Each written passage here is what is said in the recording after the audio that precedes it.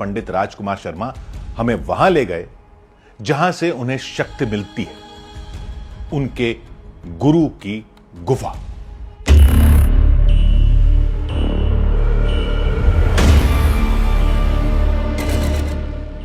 पंडित राजकुमार के साथ हम उनके गुरु के स्थान पर पहुंचे, वो पेड़ जो उनकी साधना का स्थल था।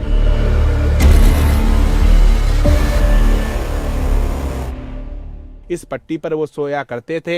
हम जब नवरात्रि में उन्होंने हमें भगवती बगलामुखी से दीक्षित किया तो नवरात्रि में हम यहीं पर उनके साथ सोया करते थे और बड़ा एक अद्भुत अनुभव था कि नवरात्रि के प्रथम दिन से ही एक सुनहरे रंग का पीले वर्ण का पक्षी आकर के हमारे साथ बैठ जाता था और सुबह से लेकर के संध्या तक हमारे साथ रहता था और फिर संध्या में चला जाता था। यह क्रम 9 दिवस तक चला और हमारी दीक्षा, शिक्षा और आशीर्वाद हमें यहीं से प्राप्त हुआ। तो आज भी हमने इस स्थान को वैसे ही स्वाभाविक प्राकृतिक रूप से ही रखा हुआ है। उसके बाद वो हमें उस गुफा में ले गए जहां से उनकी सारी शक्तियों का, सारे ज्ञान का, सारे बल का संचार होता है, यानी उनकी काल दृष्टि का केंद्र बिंदु।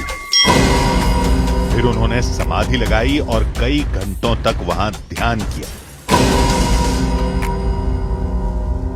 कोई आदमी किसी की शक्ल देखकर उसका भूत भविष्य सब कैसे बता सकता है? कैसे उसके घर के सभी लोगों के नाम जान सकता है? हमारे लिए यह सब असंभव था। इस दावे को जल्द सुलझाने की बेताबी बढ़ती जा रही थी। कहीं गुफा के अंदर कोई रहस्य तो नहीं छिपा? कोई बूटी, कोई आदिकाल की विद्या का ग्रंथ, कुछ ऐसा जो त्रिकालदर्शी शक्ति प्रदान करता हो। गुरुजी जैसे ही साधना करके बाहर निकले, हम आंख बचाकर गुफा में तहकीकात करने पहुंच गए।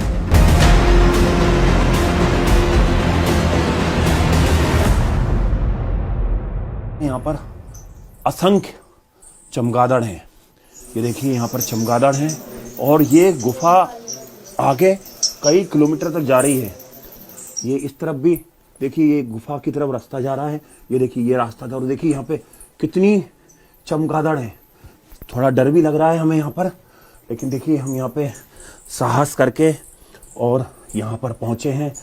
यहाँ पर पंडित राजकुमार शर्मा भी तन साधना करने यहाँ पर अपनी साधना के लिए यहाँ पर आते हैं। वो बगलामुखी की जिनका आशीर्वाद उन्हें मिला हुआ। देखिए थोड़ा सर पे लगी हुई है, जो बहुत छोटा रास्ता है। यहाँ से हम अब बाहर निकल रहे हैं। देखिए यही रास्ता है जो इस गुफा तक जाता है और इसके बाहर यहाँ पर मंदिर है। गुफा के अंदर 2 और गुफाओं के रास्ते थे, लेकिन गुफा में असंख्य चमगादड़ थे। अंदर और भी बड़े खतरे हो सकते थे, इसलिए हम वापस चल दिए।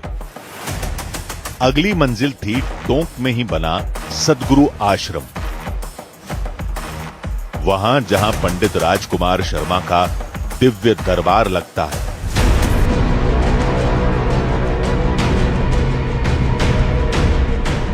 वो गद्दी जहां बैठते ही उन्हें होश नहीं रहता, उनका कनेक्शन उनके गुरु और पारलौकिक शक्तियों से जुड़ जाता है।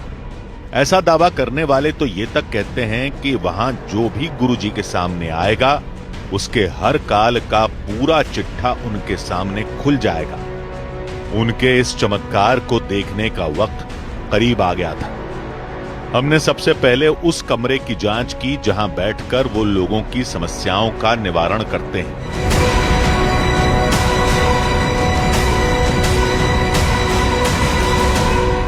टोंक का पंडित राजकुमार शर्मा का ये आश्रम का वो कमरा है जहां पर वो बैठकर लोगों की समस्याओं का हल करते हैं। इस कमरे को दिखाना इसलिए सबसे ज्यादा जरूरी हो जाता है क्योंकि इस कमरे के अंदर कोई भी सीसीटीवी कैमरा नहीं लगा हुआ है, ना ही यहाँ पे कोई ऐसा उपकरण है कि बाहर कौन शख्स खड़ा हुआ है, अंदर गुरुदेव को इसके बारे में पता हो। और इसी की पड़ताल करने के लिए हम गुरुदेव के आने से पहले उनके इस कमरे के अंदर मौजूद हैं और यहाँ पर आप देख सकते हैं एक उपकरण जरूर लगा हुआ है जो वो वीडियो रिकॉर्डिंग करके सोशल मीडिया पे डालते हैं और वो परमिशन लेके जो उनके अनुयायी यहाँ पर आते हैं या जो समस्या दिखाने के लिए उनके पास आते हैं। लेकिन इसी गद्दी पर कुछ देर के बाद पंडित राजकुमार शर्मा यहाँ पर बैठेंगे। हैरत की बात थी कि दीवार होने के बावजूद पूरे कमरे को चद्दरों से ढका गया था।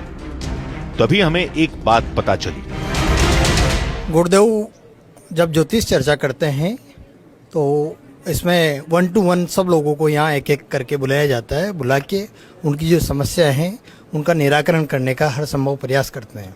यहाँ पे कोई कैमरा वगैरह तो नहीं लगा है? नहीं, कैमरा वगैरह नहीं है।